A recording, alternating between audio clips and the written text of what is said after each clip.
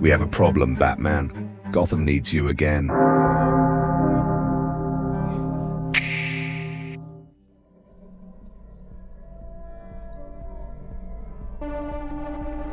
Kefka Palazzo began as a court mage and general in the Gestalian Empire, subjected to the world's first magitech infusion experiment that granted him magical powers at the cost of his sanity. The process shattered his mind completely, transforming a soldier into a cackling psychopath who found genuine joy in destruction and suffering for its own sake.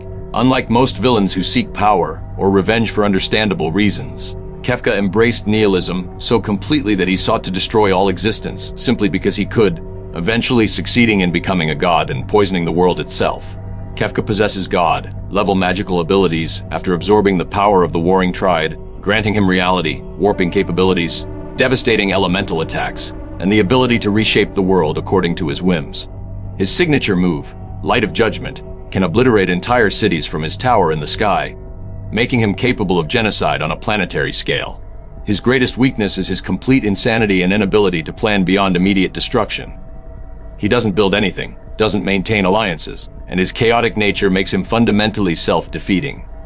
His god powers depend on the magical source he absorbed, meaning severing his connection to that power would reduce him to a powerful but mortal mage. My approach to Kefka focuses on the fact that his nihilistic philosophy makes him fundamentally hollow. He has no goals beyond destruction, no relationships, no purpose that would motivate sustained effort when faced with genuine resistance. The strategy involves severing his connection to the Warring Triad's power through magical countermeasures while exploiting his self-destructive nature by presenting him with scenarios where his chaos undermines his own objectives. His insanity makes him tactically unpredictable but strategically incompetent, as he cannot maintain focus on long-term goals or coordinate complex operations. What do you think, Alfred? Master Bruce, Kefka Palazzo represents perhaps the most disturbing case we might encounter.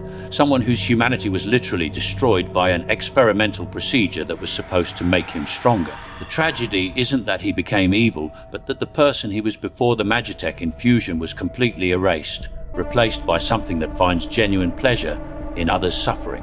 What makes him particularly terrifying is the absence of any recoverable human element. There's no inner conflict, no buried conscience, no moment of doubt that might be exploited for redemption.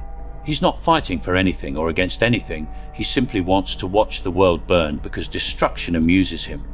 Unlike other villains who believe their actions serve some greater purpose, Kefka embraces meaninglessness so completely that he seeks to prove existence itself is a cosmic joke by destroying everything. The most sobering realization is that some damage is truly irreversible, that not every broken mind can be repaired or redeemed. Alfred's assessment confirms what I suspected. Kefka isn't salvageable because there's nothing left to salvage. The magitech process didn't corrupt his original personality, it destroyed it completely. This shifts the approach from rehabilitation to pure containment or elimination, treating him as a natural disaster in human form, rather than a criminal who might be reasoned with or reformed. What do you think, Robin? He's not evil because he's angry or hurt or wants something. He's evil because he genuinely thinks suffering is hilarious and existence is meaningless. What makes him so dangerous isn't just his power, but the fact that he has absolutely nothing to lose and nothing he wants to gain. Most villains you can predict because they're working towards something, but Kefka just wants to destroy things because he finds it entertaining. He's like a toddler pulling wings off flies, except the toddler has the power to destroy planets and thinks everyone else dying is the funniest thing ever. There's no reasoning with someone who finds your pain amusing and has no internal voice telling them that maybe mass murder is wrong. He's proof that sometimes the scariest monsters are the ones who don't even pretend to have a good reason for what they do. Robin's observation about Kefka being a toddler with godlike power reveals the tactical approach. Treat him as a force of nature that can be redirected, rather than a thinking opponent who can be outmaneuvered. His lack of long-term planning means he can be manipulated through immediate gratification, presenting him with more entertaining targets that lead him away from population centers. The strategy involves using his short attention span and need for amusement against him, creating elaborate distractions that waste his time while evacuation and countermeasures proceed. When his greatest strength is his unpredictability, his greatest weakness becomes his inability to commit to any sustained objective.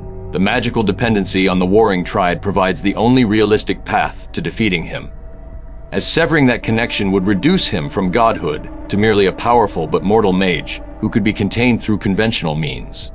This requires understanding the specific magical mechanics that bind him to his power source, developing countermeasures that can disrupt that connection, and timing the intervention for maximum effectiveness when he's distracted or overextending his abilities.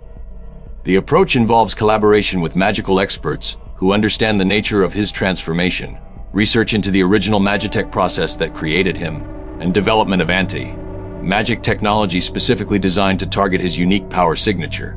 When gods depend on external power sources rather than innate divinity, even mortals can challenge them through superior preparation and understanding of their limitations. My final assessment acknowledges that Kefka Palazzo represents the nightmare scenario, where experimental enhancement destroys the person it was meant to improve, leaving behind something that cannot be reasoned with, rehabilitated, or allowed to continue existing. His management requires accepting that some threats are too dangerous and too irredeemable to permit any response beyond permanent elimination. That mercy toward monsters like Kefka means cruelty toward everyone they would destroy. The contingency serves as both tactical framework for his defeat and cautionary reminder that playing God with human consciousness carries risks that exceed any potential benefits. Success means more than stopping his current destruction. It means ensuring that the magical source of his power is sealed permanently, so that no one else can follow his path from human to monster to false god, proving that even the most powerful beings can be stopped when their strength depends on connections that can be severed rather than abilities that are truly their own.